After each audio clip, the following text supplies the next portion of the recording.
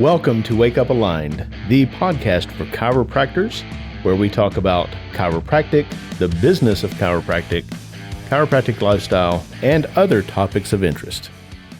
Well, welcome back, everybody. I'm your host, Dr. Shannon McMurtry. I'm here with Tom Owen. Tom, I'm going to take us in a different direction today. Okay, so all right, I always like a new trip. I know that you are the quintessential variable over there. Yeah, you love new and exciting, different stuff. But Yes.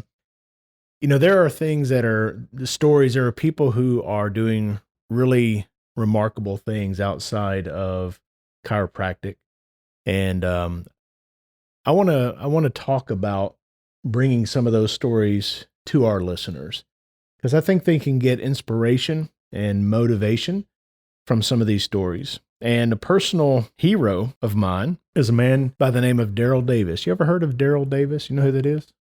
I don't know off the top of my head Okay. with that. Once you start telling me about him, I might recognize You it. probably will. His story is more well known than his name is, but he's written a book and he's got a movie in production about his life. And I came across an article that was written last year about him, and there's so much good in this article about how this man approached his mission, the things that we can adopt, being on purpose, being steadfast in your purpose. So I'm hoping this is going to give us a good launching pad to have a discussion on characteristics that we should be bringing into our practice every day. I think it's going to take me about 8 minutes to read this, and I'm not the world's most engaging reader, so I'll do the best that I can with it. But this is a story of Daryl Davis, written by John Kurowski in December of last year. Even though he's a black man, Daryl Davis has successfully befriended and converted some 200 KKK members and neo-Nazis. Daryl Davis is a blues musician, author, and lecturer with an unusual and inspiring mission. While traveling throughout the United States over the course of the last 3+ decades, he's sought out members of the KKK as well as other white supremacist organizations, and he's gotten many of them to change their ways. But as Davis tells it, he doesn't set out to convert these people, but instead to befriend them. Then, Davis says, they convert themselves. To date, Davis says that he's convinced some 200 people to leave the KKK, and he starts each encounter with a simple question. How can you hate me when you don't even know me? This is the incredible story of Daryl Davis.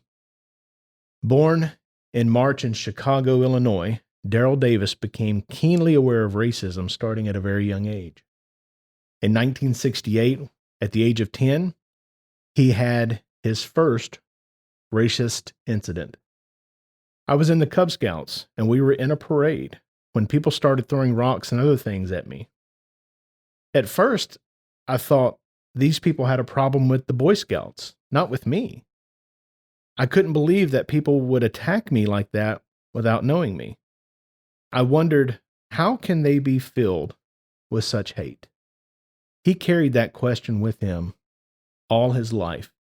And in 1983, at the Silver Dollar Lounge in Frederick, Maryland, Davis found himself face to face with racism again.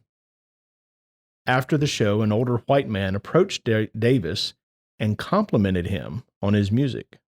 They got to talking and decided to share a drink. But a couple of things about the encounter struck Davis as odd. Though the man compared Davis to Jerry Lee Lewis, he seemed dubious that Lewis had been molded by black musicians. And even more strangely, the man said he had never shared a drink with a black man before. Davis asked, why not? And the man shyly changed the subject. But this man's friend insisted, and that stranger looked Davis in the face and said, I am a member of the KKK. As Davis recalls, his first reaction was disbelief. I just burst out laughing because I really did not believe him. But then he produced his Klan card and handed it to me. Immediately, I stopped laughing. But Davis kept talking to the man. In his words, the fact that a Klansman and black person could sit down at the same table and enjoy the same music, that is a seed planted, Davis said. Then and there, Davis began pondering a dangerous idea. He wanted to go meet other Klansmen. In the years that followed, Daryl Davis did exactly that, an experience he later detailed in his 1998 book, Clandestine Relationships, A Black Man's Odyssey in the KKK. After his experience at the Silver Dollar Lounge, Daryl Davis made it his goal to meet up with Klansmen. He asked the man he'd met at that bar, a man who later left the KKK, to help him set up a meeting with Roger Kelly, the Grand Dragon. The man warned, "Do not go to Roger Kelly's house. That man will kill you." Davis insisted. Though his meeting with Kelly was tense, it was the beginning of a long conversation. Eventually, Roger Kelly quit the KKK and shut down his chapter, and he gave his robes to Daryl, the first of many Klansmen to do so. How did Daryl Davis do it? Well, simply put, he listened. And when the time was right, he asked gentle questions. "I allow them to air their point of view, regardless of how extreme it may be," Davis said. "You challenge them, but you don't do it rudely or violently. You do it politely and intelligently." When one Klansman claimed that all black people had a violence gene and suggested Davis's gene was merely latent because he wasn't violent, Davis wondered aloud to this person about all the white serial killers like Ted Bundy and Jeffrey Dahmer. Maybe there was a white serial killer gene that was latent in the other person. The man didn't have a response to that. He left the KKK 5 months later and also gave Davis his robes. Some people, especially black people, disagree with Davis's methods. He acknowledges that he's been called an Uncle Tom and an Oreo, but Davis believes he's doing important work with real, tangible results. When two enemies are talking, they're not fighting, Daryl Davis explained. In his words, the conversation gives him an opening to ask probing questions, to hammer at the cement of hateful ideas. "I've never converted anybody," he added, "of the hundreds of people who hung up their Klansmen's robes after talking to him. They saw the light, and they converted themselves." Now, I've read about Daryl Davis in other elements or other articles, and I've listened to podcasts that he was a part of.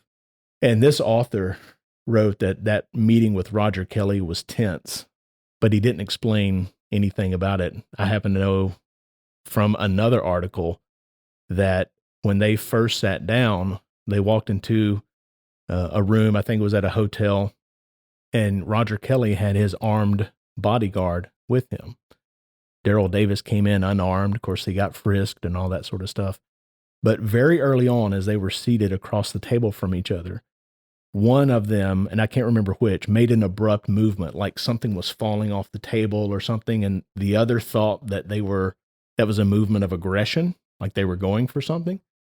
So he lunged across and grabbed the other guy's hands. And I think it was Daryl Davis lunging across, grabbing the hands of Roger Kelly. And he looked over his shoulder, and that bodyguard had his pistol pulled out and was pointed right at him. You know, I've read this guy, and I think what he does is astounding. I think his approach is almost inconceivable to me. He seeks out people that hate him without even knowing him, not with the priority of converting them, but he wants to befriend them. He wants to find out how can they hate him if they don't even know him. When I read this story, so much of what we've talked about in a person's practice, in a person's life, were just repeated in this. Asking questions, having a purpose or a mission, right? Knowing the work that you're doing is valuable. So that's the first time you've heard that story in that form. Pick your brain about what you picked up from that. Well, first of all, I do know who you're talking about now, Mhm. but I'd never read an article about him. I'd actually seen some interviews of him and just that his whole walk and about how he goes about it. I was sitting there as you were talking. Now, granted, that's a total different level of division. That's a little different level of hatred, and once there's a division, then hatred can set in. It Absolutely. has to be division first. And we can talk about that. We can talk about the facts that, you know, you can take all the different cultures you want to. It really boils down to, at least as I've grown and I've, in my work, in mentorship, the recognition that each and every person, regardless of their background, their experiences, what they look like, anything, the older I've gotten, and if you want to call it wiser, I've gotten, it's all about the heart of the individual and converting that heart and recognizing, you've heard me talk about sitting down in a room and I can quickly see the windows of their soul, Right. right? Their eyes, and their eyes say so much to me. So you asked me what I got out of that is, first and foremost, I personally cannot operate with those levels of division. I don't see it. I just see hearts, I see minds, I see eyes, and many of those eyes are tormented with hatred. Where my dad taught me what is loved grows. If you operate from a position of love, then the relationships are going to grow. Your businesses are going to grow. Your life in general is going to be very prosperous if you just always operate from a position of love. Now, most people don't know what love is. So I guess we could really expand on that if you wanted to, but I'm going to go back to one more thing. You asked me, what was I thinking when you said that? That's a very extreme level of division. But what I was gathering is, how does that relate to the chiropractor that's listening, right? Is there not two forms of division that the chiropractor's identity and chiropractor's concepts constantly rotate around? First of all, there's this wide division between the healthcare model of our country, sick care, medical, and there's a division. There's always been this division between the medical side, the way they look at it, the way they approach healthcare, and our model. So there's always been this, and frankly, there's been a superiority and an inferiority complex on the chiropractic side of how they measure up, right? There's a division between those two models. I thought, though it's not as extreme, there's a level of discontent that has operated for a long time between the medical model and the chiropractic model.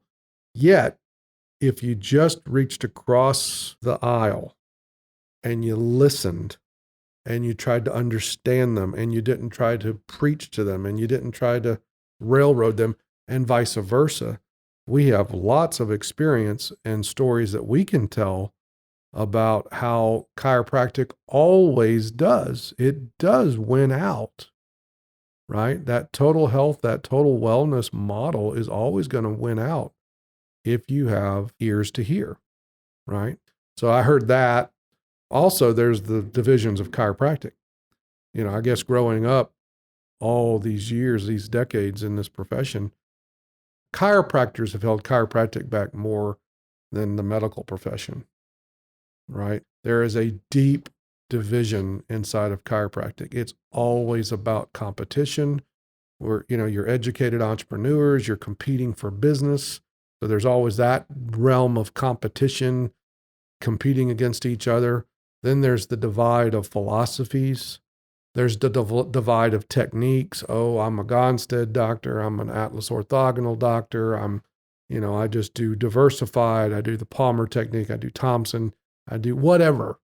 There's all these clubs. There's these techniques. There's these different philosophies of what a subluxation is, what isn't a subluxation. Now you got functional medicine. You get all that, and you do not have a united front. And man, if there's been one thing that's held chiropractic back for years, decades, from being the health and wellness leader, it's been the division within chiropractic. Again, if we could just get to where we found unity, where we understood that, you know what, some good comes from Gonstead practicing, some good comes from upper cervical. I've always said, how do I stand up in front of a room of 1,000 chiropractors and bridge change and transformation in each and every one of the practices? Well, number one, I operate on the principles of business, right? I'm not going to get into those muddy waters, but I always ask, well, in most cases, do you move bones? Some nerve relief is better than no nerve relief, compared to thinking that I've got to take that pill over there for my issues with, asthma, or, I got to take that pill for digestive issues. And the fact of the matter is, if I can just operate and find common ground, which is what that story was really about, Exactly. wasn't it? About finding common ground. But that lack of common ground between the chiropractic wellness and the medical, not finding that common ground, creates division. You're not going to get anywhere with division. Hatred can set in with division. Same goes inside of chiropractic until we become a united front, which unfortunately, as much as part of my work, my ministry is to bring chiropractors together, to bring chiropractic into a united front. It's an uphill battle, even after all these years. As a chiropractor, we are actively seeking reasons to be different from the medical community, but our own chiropractic community. It's like one of the first things we want to do is, what's your philosophy? What's your technique? I want to start a conversation with a complete stranger who shares my degree and find out where we're different. Where can we have some friction, right? Rather than starting off talking about natural healthcare, non-invasive healthcare, that kind of stuff. We've talked about having legacy moments on these podcasts to, keep introducing your dad and some of the things that he taught to people, both people that knew him and people that never met him. Your dad was the first person that ever shared that concept of what is love grows. I'd never heard that in my life. Never heard that in my life until I met your dad. And of course, he had all the stories that went with that. And, that's been recorded. That's on our AMC material. So, anybody can access those stories and hear him talk about that first person. But your dad chose to love chiropractors. And he said, "You think that's easy? You're crazy." He chose to love it. And he made a point, and that's a principle of life. You can choose to love, you can choose to hate. Mm-hmm. And I think that's why that story really resonates with me. Yes, it is about common ground. It is about mission, purpose. It is about a lot of things that we even teach as relationship building, like question principle and things like that. By the way, if you don't know what question principle is, you need to contact us ASAP. But this guy chose to love. You can't choose to befriend somebody unless you're going to choose to love them first, right? And I think that was what was so powerful about that story. The other thing that I was thinking about, you're talking about the divisions in chiropractic. Your dad was also the guy, another legacy moment, that said, every morning you're driving to that office and you're saying, I love my patients, I love my practice, I love chiropractic, and I love my fellow chiropractor. Right? And if you keep saying that to yourself every single day as you drive in, eventually you start to believe it. I'll give you one. I like to, on every episode, I like to give you a challenge, something to do, right? Mm-hmm. That'll make a difference in your day. I don't want to just sit here and entertain you I want something to be, hey, if I did that, I'm going to exact change. And I would challenge everybody that if you did two things, they don't cost a dime. One is the one you just said. Get up every morning, and as you're driving, whether you're walking across a parking lot, well, some people live upstairs above their clinic. Walking down the stairs, or you're driving 30 minutes to your office, say into a mirror, or at least say it out loud 3 times what you just said. I love my patients. I love my practice. I love chiropractic, and I love my fellow chiropractor. If you did nothing but that for 3 weeks, 30 days, somewhere in that ballpark, I'll challenge our listeners that are listening to this show, do that for 30 days and then report back to me.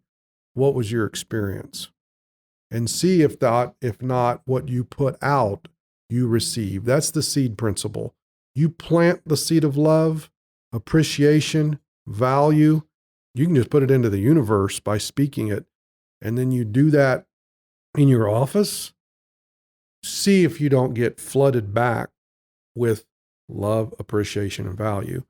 Now, I told you there's a few things that you can do, just real easy. Another one is the doorknob principle. What's that? If you come to AMC and you sit in a class with me for an hour and a half, and I'll teach on the doorknob principle, there's a lot more to it. The doorknob principle means to an AMC member, hey, I'm going to turn this doorknob. It doesn't matter if I'm going into a consultation, exam, report of findings, 5th visit, 15th visit, 58th visit, doesn't matter.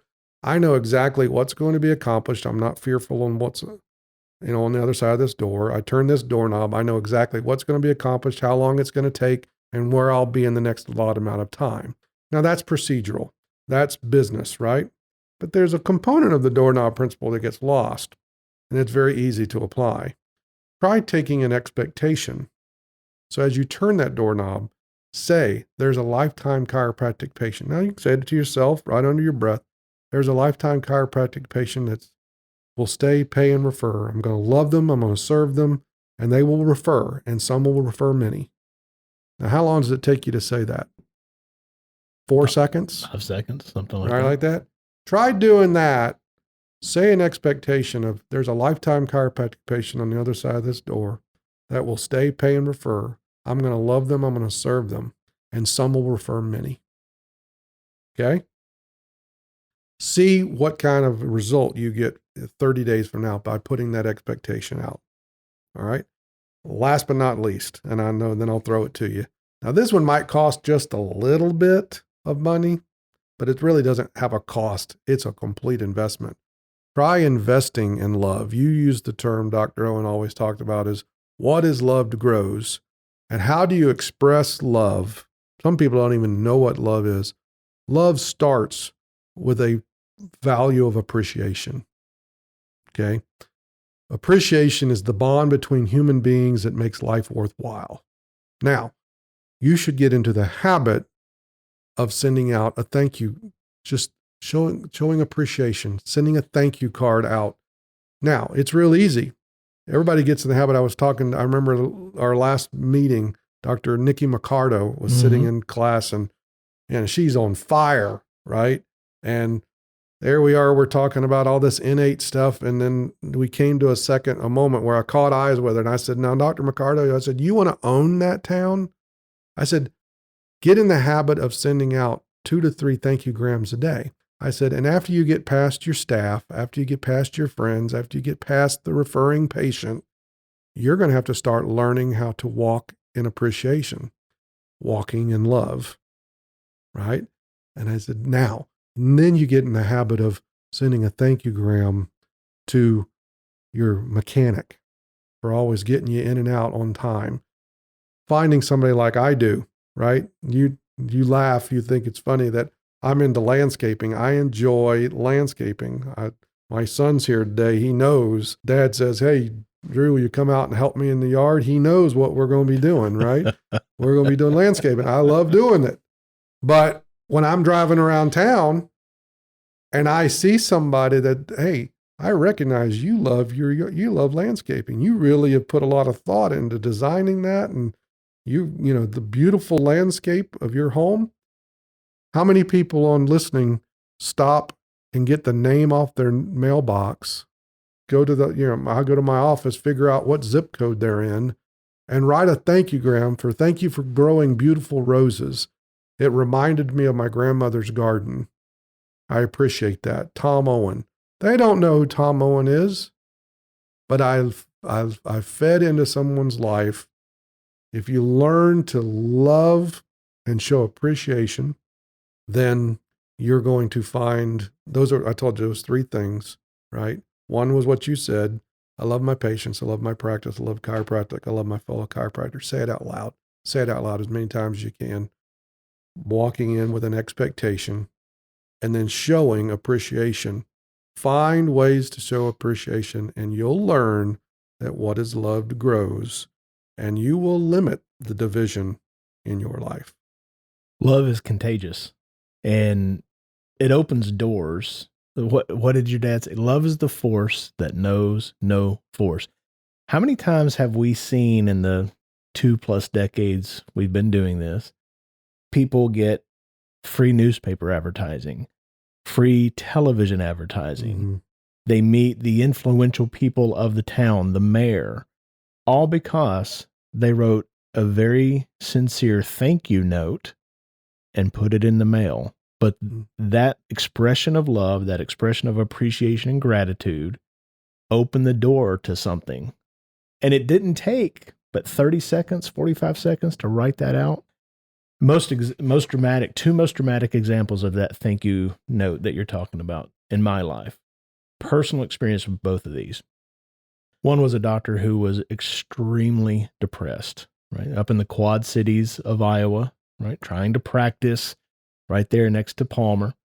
And that's a very tough go. It doesn't matter who you are. That's going to be a tough go of it. But this person had come out of a bad associate arrangement, didn't have the family support that she really needed. And she was depressed, suicidal. I mean, that was at that level. And she's not going to run towards therapy. She's not going to run towards medication, right? She's a chiropractor. So the only thing that I gave her was thank you notes, taking stock of all the blessings and all the great things that were around her every single day. And she was put on a prescription to write 3 of those a day. Very simple. But most importantly, be sincere with them. Mm-hmm. In 3 weeks, her depression was gone. Her depression was gone in 3 weeks, from suicidal to, I'm loving life. I'm loving this town. Now, nothing in her practice had changed at that point. You know, the numbers were still the numbers. The second dramatic example of that was a chiropractor that I coached years ago. You're going to love this.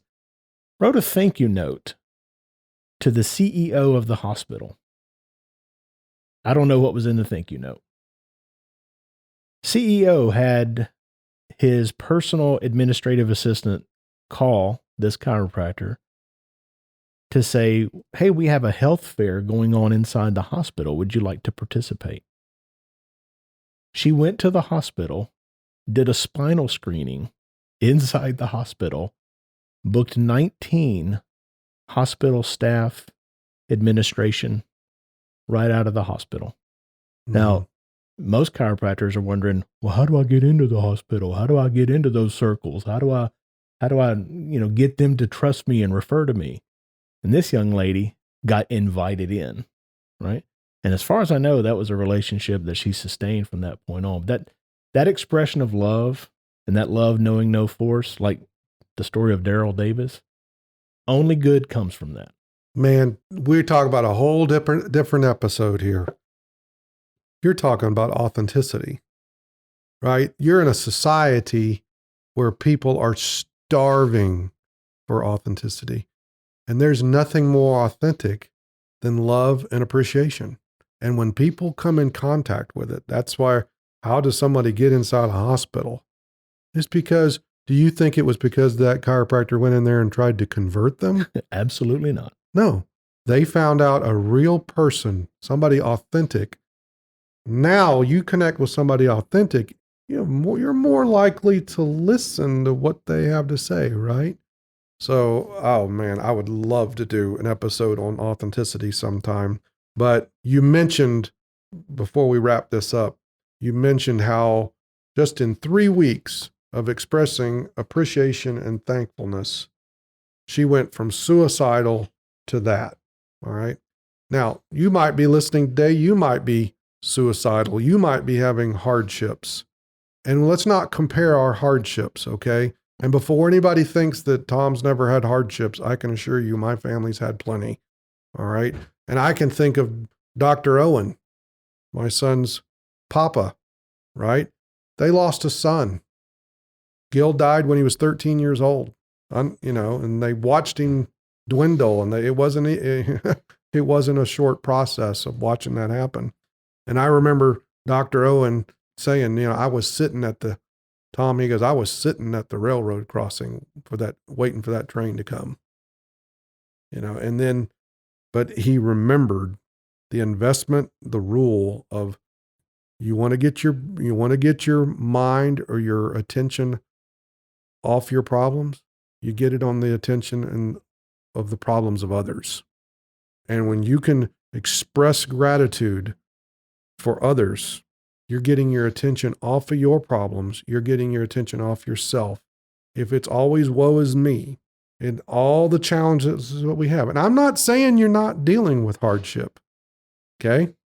I've walked it. You want to have another episode? We can talk about how low is low. You can talk about how high is high. I know what low is low. Okay. I understand both ends of the spectrum. I think that's probably the reason I am good at ministry and mentoring. But that thank you, Graham, what was that? You were forcing her to get her attention off of herself. Absolutely. And onto whatever little thing that you can find to be thankful for. And when I mentioned Dr. Mercado a while ago, that's a secret. Because if you're writing the thank you, Graham, because someone referred a new patient, why are you writing the thank you, Graham, to begin with? If you're writing a thank you, Graham, to a patient because they accepted care, what are you really writing the thank you, Graham, for? Right. Come on. Let's be honest on this. This is supposed to be straight talk, right? There's a selfish factor to it, as I'm doing it because it's good for my business to do it. But when you stop and find somebody that grows beautiful roses and you send an, unsolicited thank you, you're putting it out there in the universe. I'm walking with a thankful heart. And I'm going to end it with this. You keep mentioning my father, and yes, he absolutely was a legend. But another saying that Dad always had was thinking good was thanking God. And thanking God is thinking good. All right? Thinking good is thanking God. And thanking God is thinking good. So there's nothing but good's going to come from being thankful. Anyway, I'll hand it back to you. We need to encourage the listeners to go to the AMC Facebook page and post their own story of thank you grams or thank you notes in action. Because I know the ones that I'm familiar with, the ones that you're familiar with, but there's literally hundreds of stories that we don't even know about. And I would love to hear those stories. Anyways, that's all we have time for today. Thank you again for your time. And as always, we hope this podcast is inspiring, motivating, and empowering for you and your chiropractic lifestyle. And one more thing before we go.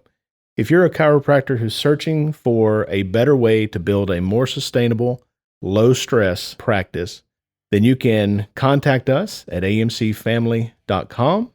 You can schedule a discovery session, or you can access any of our free content, webinars, podcasts, and the like.